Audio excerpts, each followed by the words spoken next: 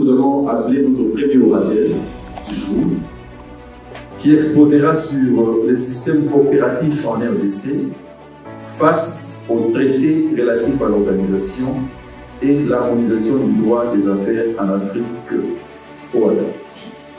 Monsieur André Bongo est avocat au barreau de Kinshasa. Il est venu représenter M. le professeur Massamba, qui est l'orateur principal. Il est fait en matière de OADA. Il a également dans son actif plusieurs ouvrages publiés en matière de société coopérative et de droit OADA. Je voudrais sacrifier à l'usage en remerciant très fiéreusement le ministère du Développement rural qui a daigné associer la Commission nationale OADA à cet exercice scientifique.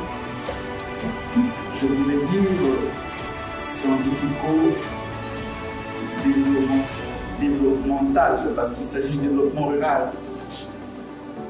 Je sacrifie également à l'usage en remerciant le professeur Massamba Makela, qui a bien voulu qu'au nombre de ses collaborateurs, je sois désigné pour échanger avec vous. J'appelle ça échange, connaissant bien que mon histoire est hétérogène. Le système coopératif en République démocratique du Congo face au traité relatif à l'organisation et l'harmonisation en Afrique du droit des affaires. Nous missions porter un petit rectificatif sur le thème. C'est que nous allons parler du système coopératif en République démocratique du Congo sous l'ère, c'est-à-dire sous l'époque de l'OADA. Ce rectificatif est dû au fait que le système congolais de droit est moniste. Je serai très simpliste pour me permettre de mieux comprendre, connaissant mon auditoire. C'est-à-dire que dès lors que le traité est signé et ratifié au niveau interne, il fait corps à l'arsenal juridique congolais. C'est-à-dire on ne saura plus distinguer ce qui est du droit congolais et ce qui est du droit OADA. Ça devient un mélange de genres. C'est pourquoi nous disons le système coopératif en République démocratique du Congo sous l'ère OADA, c'est-à-dire à l'époque de l'OADA. C'est une façon de nous dire que nous avons l'obligation de nous approprier l'OADA parce que depuis le 12 septembre 2012, nous avons effectivement adhéré à l'OADA. L'OADA, en effet, c'est une organisation qui regroupe plusieurs pays de l'Afrique, actuellement 17. Elle est née du souci, déjà lors des indépendances. Les pères des indépendances avaient un souci fondamental, c'est de voir l'Afrique s'unir. Kwame Nkrumah a estimé que l'Afrique doit s'unir. Il a même laissé un ouvrage quant à ça. Lumumba également pensait qu'il fallait unir l'Afrique. Et tant d'autres jusqu'à aujourd'hui. Pour ne citer les derniers d'entre ses pères, notamment Kadhafi, qui estimait que l'Afrique devait s'unir. Mais tous voyaient l'unité politique, quelque peu l'unité économique. Et cela n'a pas prospéré parce que l'Union africaine qui a été créée, c'est s'aborder à une espèce d'union ou d'association de chefs d'État. Il lui fallut donc que les penseurs africains associés à d'autres penseurs puissent penser pour avoir une dynamique d'en bas, c'est-à-dire avoir une autre forme d'association, d'union, notamment sur le plan économique. C'est de ce souci-là qu'après moult réflexions, les dirigeants, les experts vont se mettre ensemble pour mettre en place un outil pour booster l'économie, pour booster le développement économique de l'Afrique. 17 octobre 1993, à l'île Maurice, il sera signé un traité appelé Traité de l'Organisation pour l'harmonisation en Afrique du droit des affaires. Ce traité, en effet, prévoyait des institutions telles que la conférence des présidents, qui est l'organe suprême. Nous avons également le Conseil des ministres, composé des ministres de Justice et des Finances, qui est l'organe législatif. Ce sont eux qui légifèrent, qui votent les actes uniformes. Nous avons en plus un secrétariat permanent qui est l'organe administratif. À ses côtés, nous avons l'école régionale supérieure de la magistrature. Nous avons aussi une juridiction suprême de l'OHADA. Je dois le dire parce que lorsqu'on arrivera sur les questions des coopératives, les litiges vont également monter jusqu'à cette Cour suprême appelée la Cour commune de justice et d'arbitrage, appelée CCJA, qui se trouve en Côte d'Ivoire. Ça, c'est sur le plan institutionnel. Mais ce qui nous intéresse davantage, c'est le système normatif. L'OHADA a mis en place des normes en dehors du traité et des règlements. Nous avons également d'autres normes, c'est-à-dire d'autres lois, parce que je connais mon auditoire hétérogène, d'autres lois appelées les actes uniformes. Que cela ne vous complique plus. Un acte uniforme, c'est une loi de l'OHADA qui régit dans le domaine quelconque. Et nous avons à ce jour 11 actes uniformes. C'est ainsi qu'il a fallu adapter et prendre en compte cette dimension, cette dynamique qui doit venir d'en bas. C'est-à-dire associer le peuple, les paysans, dans les domaines divers, agricole, pêche, minier, etc. J'utilise ces concepts, ces métaphores pour nous permettre de comprendre. Et cet acte uniforme, lorsque il est édicté, trouve plusieurs systèmes dans les 17 États partis. À l'époque, c'était 16 États partis, parce que nous avons adhéré après en 2012.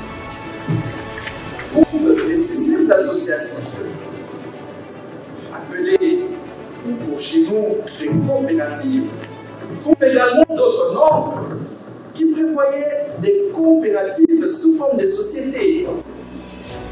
Alors l'avènement de l'OHADA, parce que essentiellement nous allons parler de l'acte uniforme, l'on peut se poser la question fondamentale, et peut-être c'est bien, est-ce que l'OHADA a tout abrogé comme un éléphant qui marche sur les œufs? C'est ça la grande question fondamentale par laquelle nous allons commencer.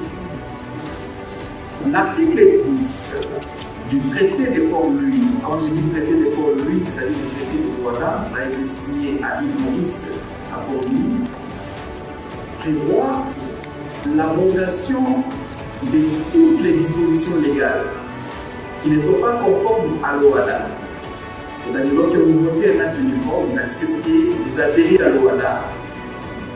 L'acte uniforme remplace vos lois internes. Mais il y a une subtilité. L'article 10 du traité nous dit que je n'abroge, moi l'OHADA, je n'écarte que les dispositions qui sont contraires, dispositions nationales, qui sont contraires à mon esprit et à ma lettre.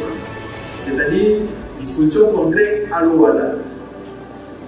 Au-delà de l'article 10 du traité, notre acte uniforme sur les sociétés coopératives, je pourrais peut-être lire, à l'article 396, nous dit clairement et répond presque les termes de l'article 10, que cet acte uniforme vient abroger. Abroger, c'est-à-dire annuler, je mets ces mots-là pour, ce n'est pas adapté, mais je connais mon auditoire. Annuler les dispositions internes, de droit interne, qui ne sont pas conformes à lui. C'est-à-dire qui donnent comme régime juridique des coopératives, on dit une coopérative c'est une association, et bien là, ce n'est pas conforme à l'acte uniforme. Dans ces cas, cette disposition-là est abrogée parce qu'elle est non conforme à l'acte uniforme relatif au droit de société coopérative. Cet acte uniforme nous donne une définition aussi. Donc, le premier élément, c'est que l'acte uniforme vient abroger, mais ce n'est pas une abrogation totale, c'est une abrogation partielle, c'est-à-dire des dispositions qui ne sont pas conformes. Et je viens de donner un premier exemple ici en disant que actuellement, parce qu'il s'agit des sociétés, l'on ne peut plus parler des associations ou des ONG. Nous devons nous conformer à l'OHADA, et nous avons le droit à ce principe, au principe coopératif mis en place. Mais au-delà de la question d'abrogation, l'article 2 du même acte uniforme prévoit que cet acte uniforme est d'ordre public. D'ordre public, le concept paraît assez juridique, c'est-à-dire c'est impératif, ça s'impose à tous. En d'autres termes, nominatif, c'est cet acte uniforme-là, c'est le WADA. Mais il faut amener une nuance à ce niveau, c'est qu'il y a deux sortes d'ordre public. L'ordre public absolu et l'ordre public de protection ou relative. Mais l'ordre public est relatif lorsque on aborde une partie, excepté sauf tout sauf ceci. Alors ici, je voudrais vous dire que nous sommes dans le cadre d'un ordre public prévu à l'article 2, qui est un ordre public relatif. C'est-à-dire, l'OHADA vient tout abroger, sauf les dispositions qui sont conformes, qui ne sont pas plutôt conformes. L'OHADA abroge tout, sauf les dispositions qui sont conformes à l'acte uniforme. Alors, dès lors que nous comprenons déjà ces éléments, nous sommes ainsi invités à mieux comprendre, à mieux connaître cette loi, parce que notre Constitution, à son article 62, nous dit « Nul n'est censé ignorer la loi ».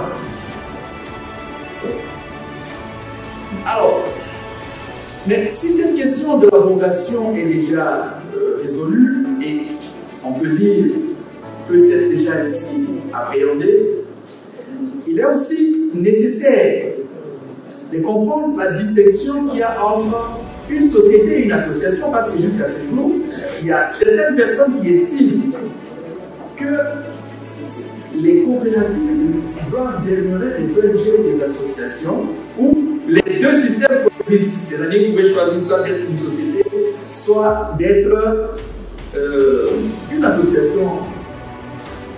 Mais alors, nous revenons sur un élément important pour distinguer une société d'une association, pour voir si les sociétés coopératives sont des sociétés réellement ou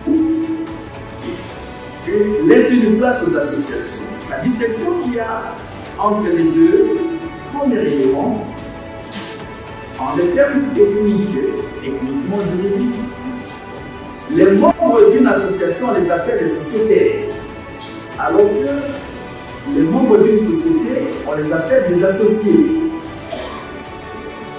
Ça paraît un peu bizarre.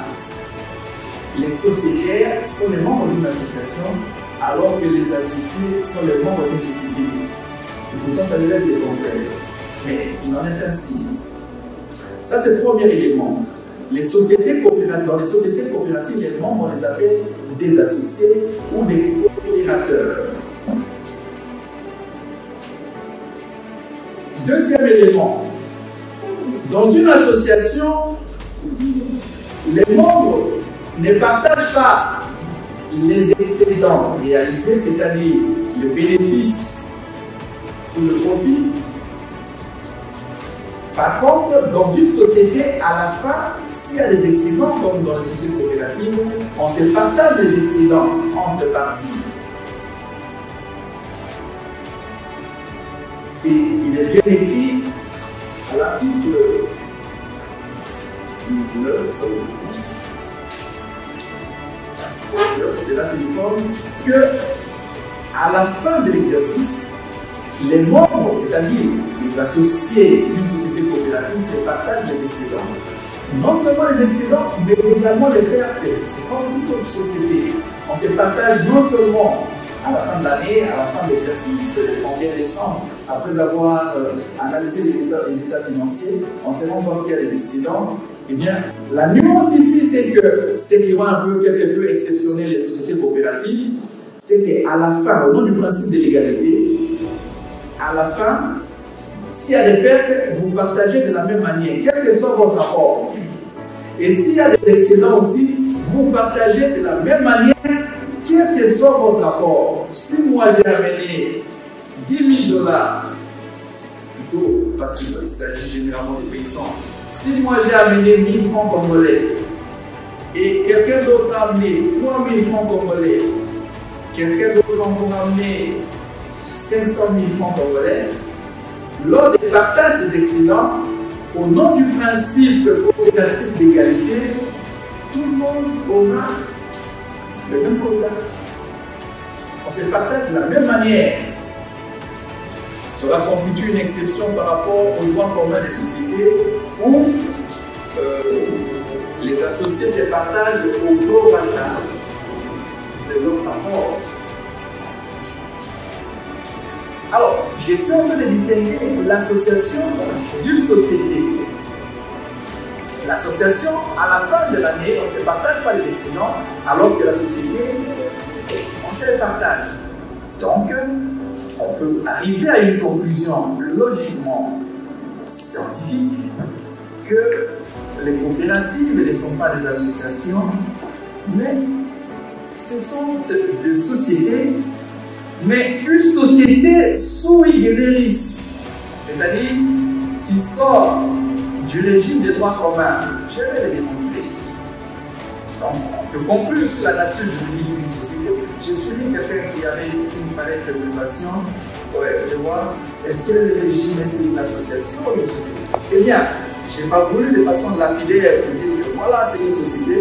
Nous venons de faire l'exercice d'analogie pour comprendre, pour arriver à une conclusion qu'il s'agit bel et bien d'une société.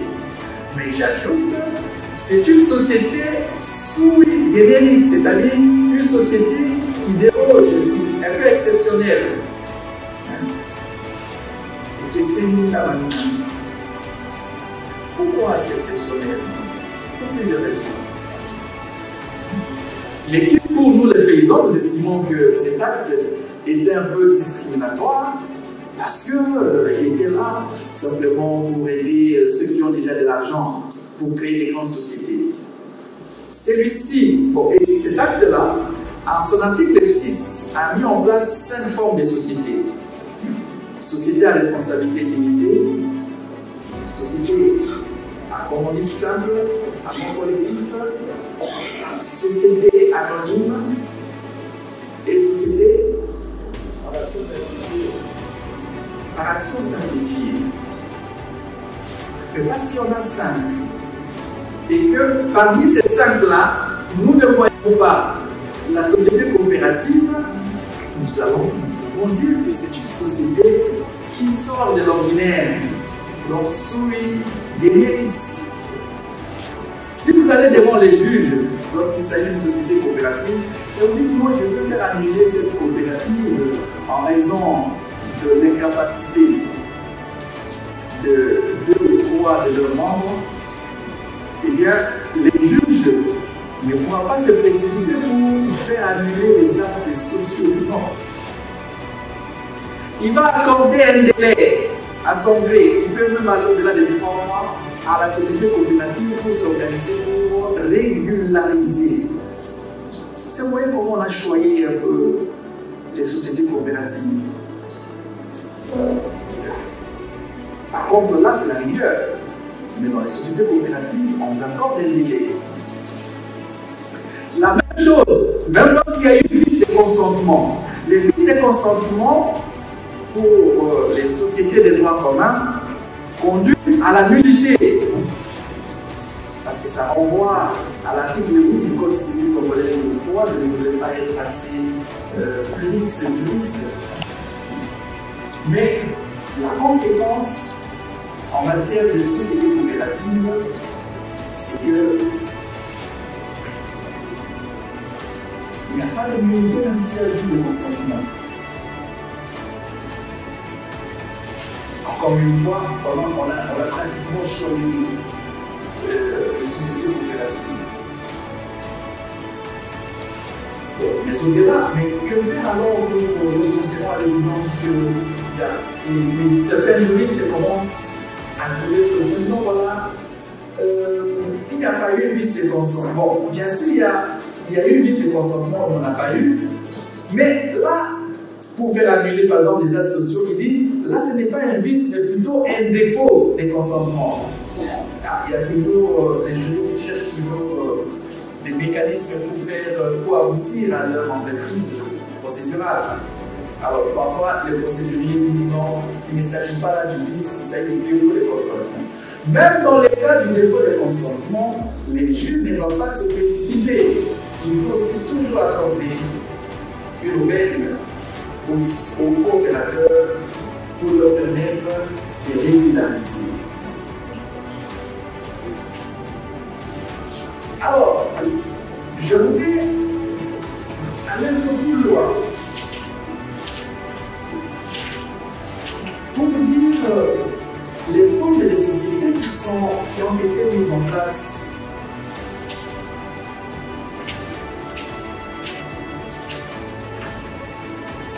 Les formes des sociétés. Cet acte uniforme a mis en place deux sortes de sociétés, deux types de sociétés coopératives. Les sociétés coopératives simplifiées et les sociétés coopératives avec conseil d'administration.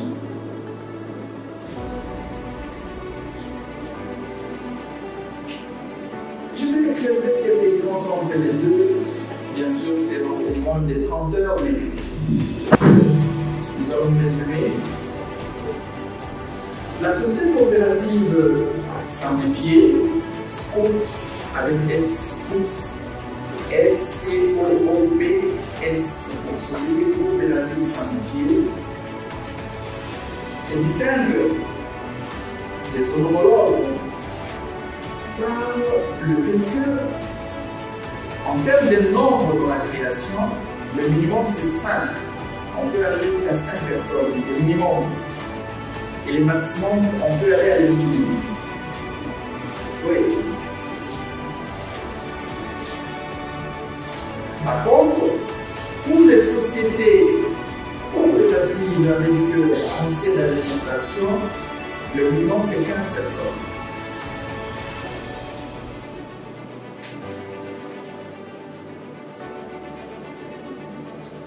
Alors, en dépit de cette distinction, vous comprenez déjà que dans les sociétés, ça c'est le premier élément. Deuxième, je vais revenir sur les principes coopératifs qui concernent toutes les sociétés.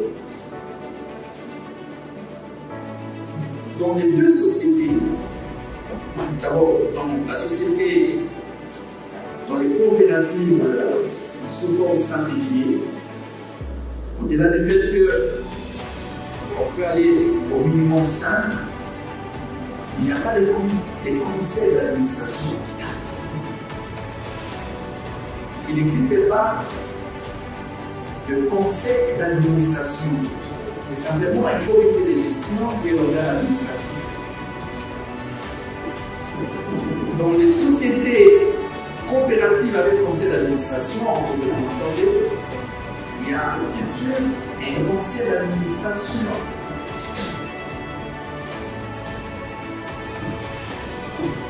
Et là, il y a un président du conseil d'administration et son adjoint.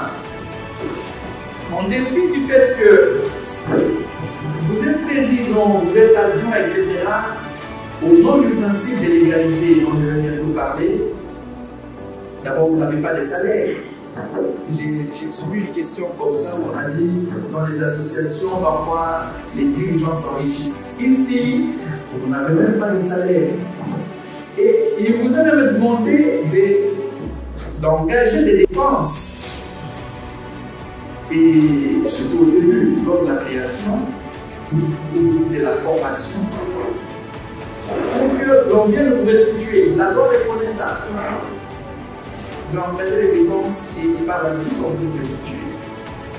La même chose pour les communautés.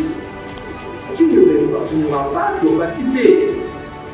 Tout doit se faire en toute clarté. Parce que vous-même, qui êtes dirigeant, vous n'avez pas le devoir de gérer à votre gré et vous n'avez même pas un salaire quand vous recevez le même excellent que les autres. Mais c'est là, il y a également de tous côtés l'Assemblée générale, c'est-à-dire que ce soit dans les sociétés coopératives simplifiées que dans les sociétés coopératives avec conseil d'administration, il y a toujours une assemblée générale des coopérateurs, tout le monde. Même si vous êtes à 1000.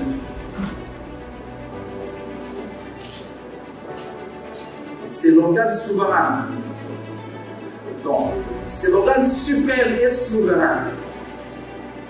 S'impose et toutes les décisions sont prises à ce stade-là, à ce niveau-là.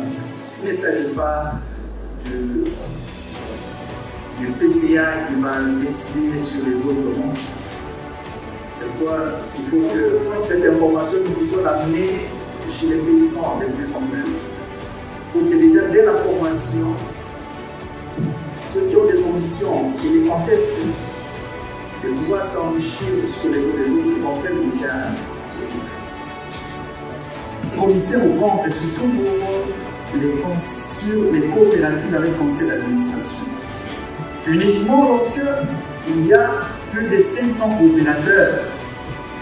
Lorsqu'on va au-delà des 500 coopérateurs, il faut à côté qu'il y ait un commissaire au compte. Le commissaire au compte, vous le connaissez, c'est celui qui va servir à certifier les états financiers, à contrôler en fait. Il peut même engager la procédure d'alerte. Alerte, c'est-à-dire lorsqu'il constate qu'il y a fraude quelque part, il va alerter les coopérateurs. Et si cela ne prospère pas, il peut même saisir l'officier du ministère public pour arrêter celui sur qui pèsent les soupçons de détournement ou de malversation.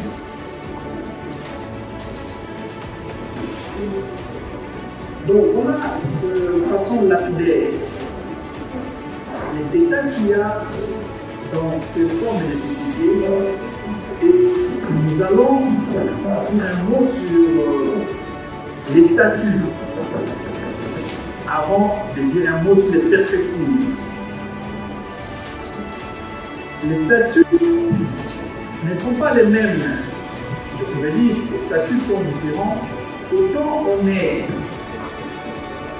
dans une approche en création d'une société coopérative simplifiée que d'une société coopérative avec conseil d'administration.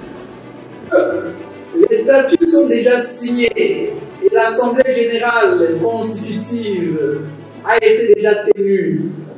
Là, on parle d'une société constituée. Mais seulement, il y a une nuance. Vos actes ne sont pas opposables aux tiers, c'est-à-dire à ceux qui ne sont pas des coopérateurs. La loi vous reconnaît l'existence. On dit votre société coopérative est constituée. Et c'est après la constitution de la société, c'est-à-dire après signature de procès-verbaux, des statuts, etc., que vous allez consulter vos statuts et les procès-verbaux, règlement intérieur. Vous allez avec ça à l'auteur compétent. On va décider, il y a déjà un décret là-dessus, service national. des organisations, non, des coopérations et des organisations organisatrices. SMP. Et on va enregistrer. Le bon souhait, c'est que nous tous ici nous puissions avoir, à mon avis, que nous ayons un guichet unique comme nous avons un guichet unique pour les sociétés de droit commun, un guichet unique pour éviter le conflit d'intérêts. Alors, je voudrais aussi dire un mot sur l'objet. On va se dire, parce que j'ai suivi également une question sur les attentes, c'est ce quoi peut porter une société coopérative.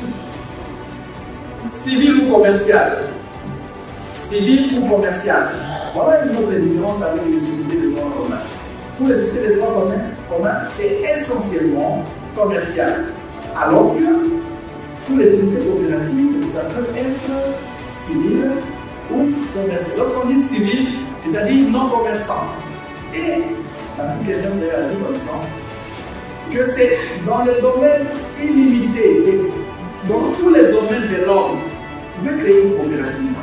Pas seulement en matière agricole, pas seulement en matière minière, pas seulement en matière de transport, pêche, l'élevage, etc. Non. Dans tous les domaines de l'être humain, vous avez ici une coopérative. Donc, on n'a pas, le législateur au Rwanda n'a pas restreint le domaine de formation ou l'objet même des sociétés coopératives. Je ne sais pas si j'ai encore un peu de temps, je ne vais pas abuser 5 minutes. Ah ok, je vais aller rapidement. Alors, dès lors que nous avons compris la nuance qu'il y a entre l'association coopérative et que nous avons compris la nature juridique, c'est une société bien sûr sur une limite. Nous avons fait plusieurs gymnastiques. Mais nous disons un mot sur la ligne de la RDC, des pays africains membres de l'OADA, lorsqu'ils mettent en place des sociétés coopératives. Comme disait Mumba, l'avenir du Congo et la Dieu est bon. Parce que cette fois-ci, il s'agit d'une dynamique normale. Il ne s'agit pas des lois d'avenir, mais des lois d'alliage, où nous voyons les membres sur pied d'égalité. Même si je vais conclure, j'ai insisté sur l'égalité, mais également il y a d'autres principes que je vais rapidement lire. Je ne vais pas abuser de votre patience au nom des sociétés coopératives. D'abord, l'adhésion est volontaire et ouverte à tous, l'adhésion. Donc tout le monde, il ne faut pas dire qu'on va pouvoir, sans discrimination, même les étrangers.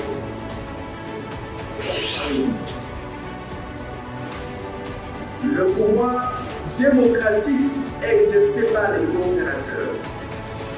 C'est totalement démocratique. Je vous ai dit que l'Assemblée générale, c'est l'organe suprême, l'organe souverain. La participation économique des coopérateurs, l'autonomie et l'indépendance. Il ne faudrait pas que vous créez une coopérative et il y a un patron, un politicien qui commence à enlever l'argent, c'est ça. Vous ne payez pas avec ses émotions. Non. Il faut être autonome et indépendant sur tous les plans. Il faut également une bonne éducation pour les coopérateurs. Bonne éducation pour les coopérateurs. Et même au niveau de l'information va être égalité. Tout le monde doit avoir l'information. Vous allez créer un groupe WhatsApp, il y a des gens, d'autres personnes n'ont pas de téléphone Android. Il faut trouver un mécanisme pour faire parvenir l'information.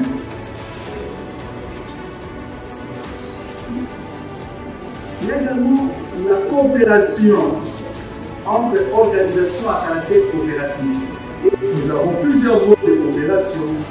On peut s'agir d'une union L'union, c'est lorsqu'il y a au minimum 2 coopératives qui se mettent ensemble pour poursuivre un intérêt commun.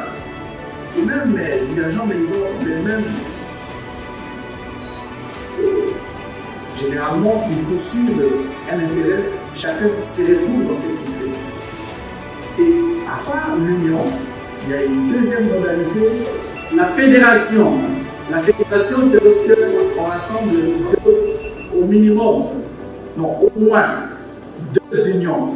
L'union, c'est lorsqu'il y a au moins 2 coopératives. Au-delà, la fédération, c'est lorsqu'il y a 2 unions au-delà, c'est-à-dire au moins 2 unions.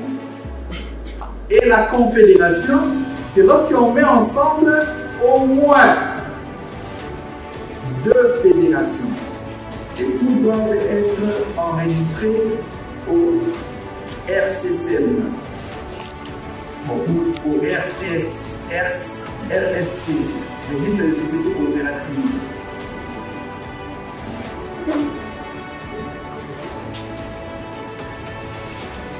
Donc voilà brièvement la portée de cet acte uniforme que je salue. Et j'espère que nous, tous qui sommes ici, nous sommes intéressés par cela, parce que il ne faudrait pas que le développement du Congo se fait en dents d'ici, ou plutôt à double vitesse, au niveau de la ville, au grand préjudice des paysans. J'ai dit, je vous remercie.